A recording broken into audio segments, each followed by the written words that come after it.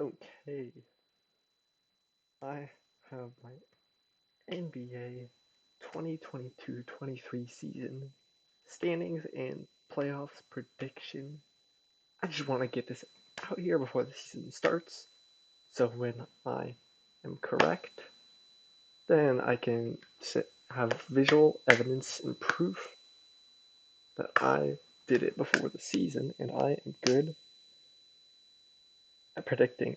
And anyway, yeah, let's just get into it. Let's talk about the Eastern Conference first. I picked the Celtics to be the one seed. This was before the Ime Udoka stuff came out recently, and that's obviously not great. But I feel like for the regular season, that doesn't matter as much as it will in the postseason. And since the regular season, they're just I've got to go with the statistics that showed last season. And then the two seed, the Bucks. I mean, if they're completely healthy, they're potentially a team to beat still. It's because Giannis is so good. And last time we saw them healthy in the postseason, they were holding up the finals trophy. Um, the three seed, the Sixers. I just, they're some solid additions. And yeah, the East is really tough. I mean, the whole league is really tough in general. But especially like the four seed, I have the Cavs. Like honestly, I want I want to put them higher just because I like the Cavs, but I just physically can't. There's too many good teams, and the four seed is pretty good still. They were very good last season, even with all the injuries, and that was really the only reason they missed the playoffs was because of injuries. Five seed the Raptors. I have.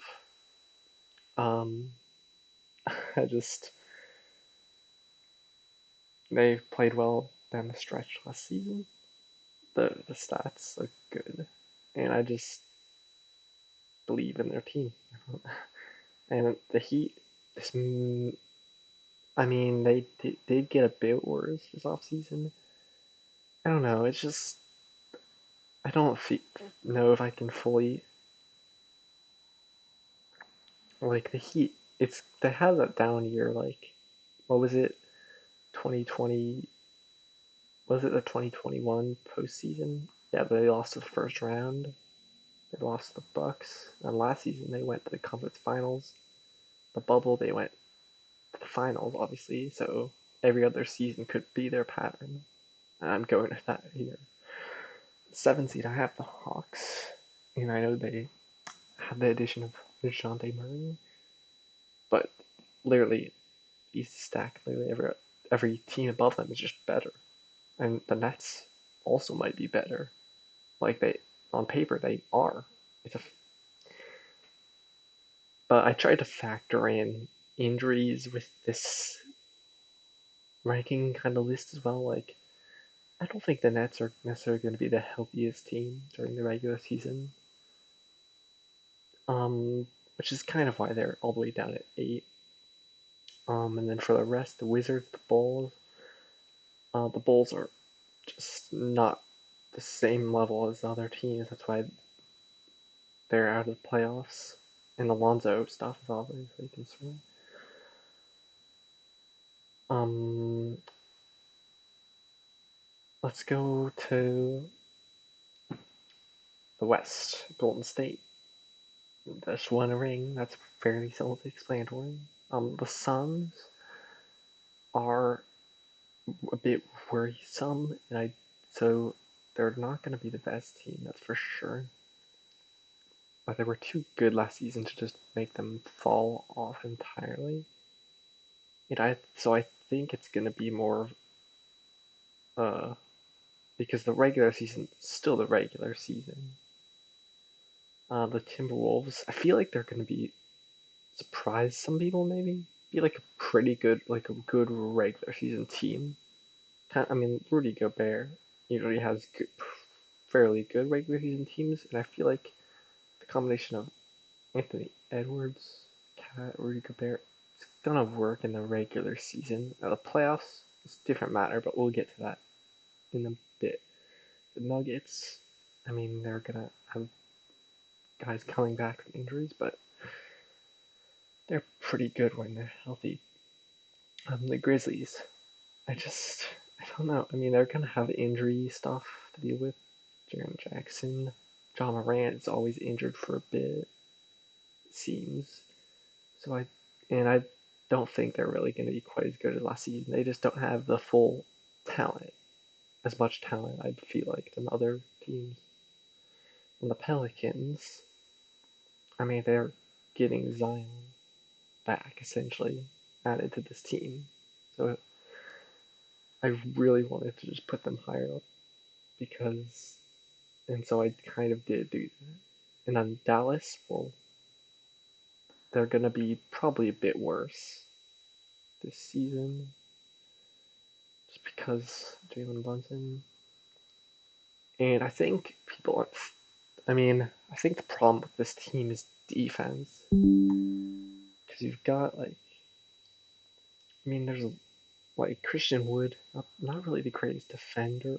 And I, I mean, I know Jalen Brunson wasn't a good defender, really, but that's just creation there lost. Like, I feel like Christian Wood's going to be a problem defensively for them. He's just not the greatest defender. And if Luka wasn't on this Mavericks team, they would be the worst team in the league potentially. Like if Luka wasn't there, they would be screwed. That's the only reason why they're really as good as they are. Like Luka is very good for them. And then for 8, I have the Clippers. Again, I said I kind of factored health into this. They're going to be load managing this season. Kawhi and PG both coming back from pretty big injuries, so they might not start off the season quite fully. Although I do think they're a very, very good, deep, talented team. But this is just for the regular season. And then the Blazers, the 9 seed, they're. I personally, I wanted to put them higher, but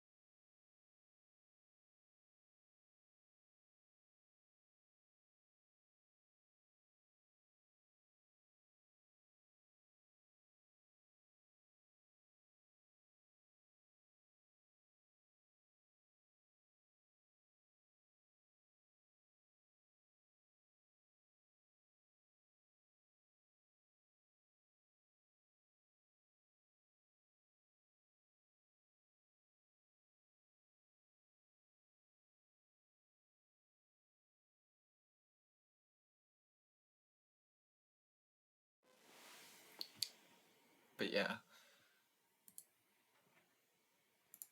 basically, Blazers are gonna be good. Dame was not himself last year. He's gonna come back good. Um, Dame and Ant, and then Nasir Little, I think is better than people realize. They're at the 3. Then there's gonna be Jeremy Grant, Nurk, and then Josh Hart, DP2, Justice Winslow, Training Watford, and Shane Sharp could potentially play mids. I mean, we'll have to see how he looks, but potential. I don't know. But yeah, I feel like the Blazers aren't gonna be maybe the greatest defensive team, but they've got more options. They've got guys that can guard on the perimeter. And inside some, they just have more flexibility. And the Lakers, they're the Lakers. They're going to be entertaining to see Patrick Beverley and Russell Westbrook yell at each other on the court. Other than that, they're not going to be actually entertaining basketball-wise. Like, they're just a mess. It's the Lakers. Like, the 10 is probably the most they could really be. It's just the talent of LeBron, maybe. The only reason they're up this high. And the Kings are, well, the Kings. They're not going to be able to defend a thing this season. And the rest of these teams are just taking. The Spurs are the Spurs, so they usually win a few more games than people suspect. It's because Pop. And yeah, that's about it. The playoffs. Okay, here is my playoff prediction, and you might be a bit surprised on this prediction. And it was a very hard decision to make as well. Just want to put that out there. But, okay, so for the play-in, I have the Clippers and Mavs. The Clippers win the 7-8 game as the lower seed. And then the Blazers beat the Lakers in the 9-10 game. And I have the Blazers beating Mavs. I just think the Blazers just have the better team. Luka's great, but he's really the only edge the Mavericks could really have over the Blazers. Like, the Blazers have a better supporting cast, quite simply. To be honest with you, I think they do. At this point, after what the offseason they had. And that puts the Blazers in as the 8th seed. And then on the other side, I have the Nets beating the Hawks in the 7-8 game.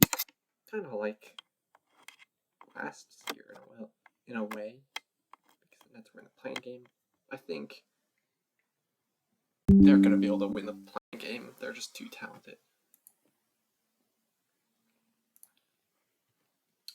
And then for the 9-10 game, I have the Bulls.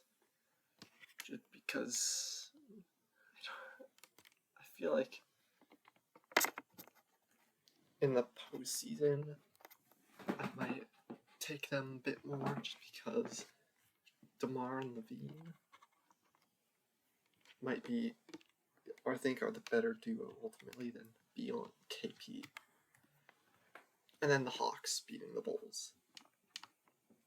And for the first round series, let's go through the East. First, the Celtics over the Hawks. They've got more talent. But the Cavs over the Raptors, I think that will be a pretty good series to have. It's going to be pretty interesting clash as well, maybe.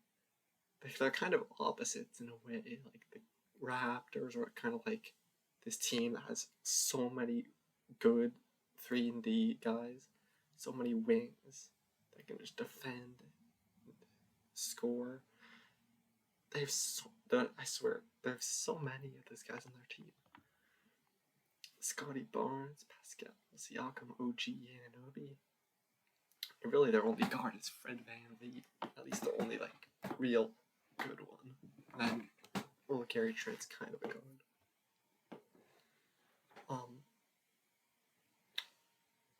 And then the Cavs are like the inverse because they have two guards and two big guys, centers. Evan Mobley's kind of forward center, but Mobley, Allen, Garland, Spider Mitchell. It's kind of the opposite. But as far as that, I would take the Cavs. The Sixers over the Heat. I feel like that would be a pretty good first round series. But ultimately, we go to the Sixers. And then the Bucks versus the Nets. I take the Bucks. That's a tough series for the Nets to get in the first round, but 7 seeds historically don't really do much, so yeah. And then have the Bucks over the Sixers. Not much to say about that, but the Cavs over the Celtics in the second round. Ultimately, I think Boston, they really remind me of like the Phoenix Suns. They're like a year behind that timeline. And I actually said this before, I think. I've said like before the playoffs last year, I was like, I think this. I wouldn't be really that surprised if the Celtics went to the finals. Like they're kind of like the Suns, and they went to the finals. They lost in the finals, much like the Suns the year before that. And so why not lose in the second round this year as well? With Ime out now, I think that actually looks like a pretty good prediction to make. And ultimately, neither of these teams might, at least currently, don't have like a top 1A superstar. Jason Tatum isn't quite there yet. Maybe one of the Cavs guys will get there eventually. Maybe Darius Spidem might. Maybe Evan Mobley gets there eventually. I think he's the best chance to get there. But I take the Cavs over them. And then the conference finals, the Bucks over the Cavs. Ultimately, have to go with the experience with the Bucks over the Cavs. Although I really like this Cavs roster. The only thing they're missing, really, is a wing guy. Like, to slot in at the 3 for them. Like, imagine if you just put, like, Mikal Bridges right in that 3 slot for them. That's a very, very good team. And let's go through the West now. First round, Golden State Warriors Blazers. I really think this pains me slightly to do. I really think this would be a closer series than most people imagine. Because these teams actually are somewhat similar. Dame versus Steph, that's the thing. And Jordan Poole is kind of starting to surpass Clay at this point. He's got the injuries. He's just not the same Clay. So, and it's funny to think about because Jordan Poole is kind of a mini Steph, and it's kind of a mini Dame in a way. But yeah, I think the Blazers are closer in terms of talent to the Warriors than most people think. Both these teams also have kind of young talent, like Shaedon Sharpe for the Blazers, Jonathan Kuminga for the Warriors. But anyway, the Warriors win that series. And then for the next one, I have the Nuggets over the Grizzlies.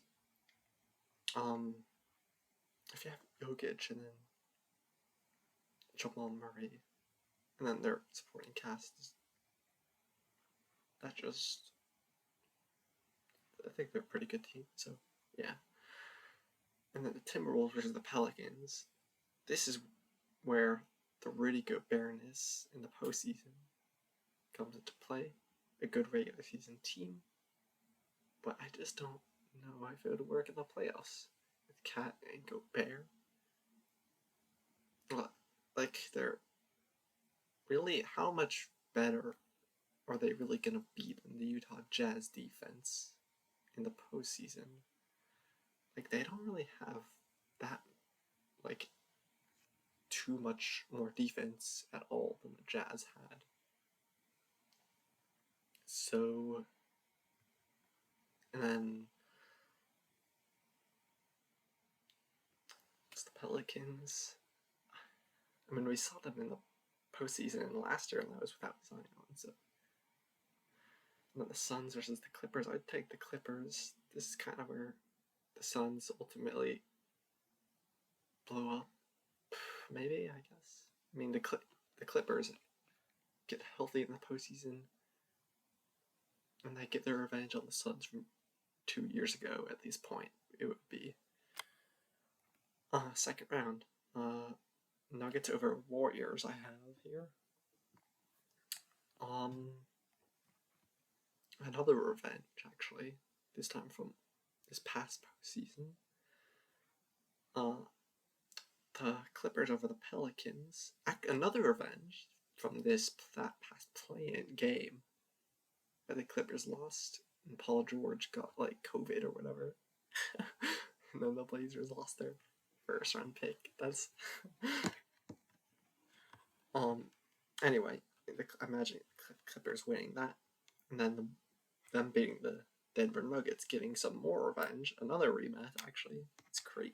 A lot of new matches. And the Warriors and the Blazers is another one, I suppose. I mean, I don't suppose it is, but. And then I have the Clippers winning it all over the Bucks. This is a bit. I don't know if I entirely like this, just because I don't think a 7 seed won a championship before. I don't know if I entirely trust them to be healthy down the stretch of this entire thing. But roster-wise, I feel like they can do it. And I know everyone's been predicting the Clippers to do this for like 3-4 years now. So I'm kind of hesitant to do this, but it's my prediction. Also, I'm a bit hesitant about the Nuggets being the Warriors in the second round, but yeah, that's my predictions for the upcoming season. If I get it right, then at least I have Evans, so wonderful. Subscribe to Hot Take. I don't know. Maybe I'll be posting stuff on here, maybe if I feel like it. I don't know. Okay, good. Have a nice day.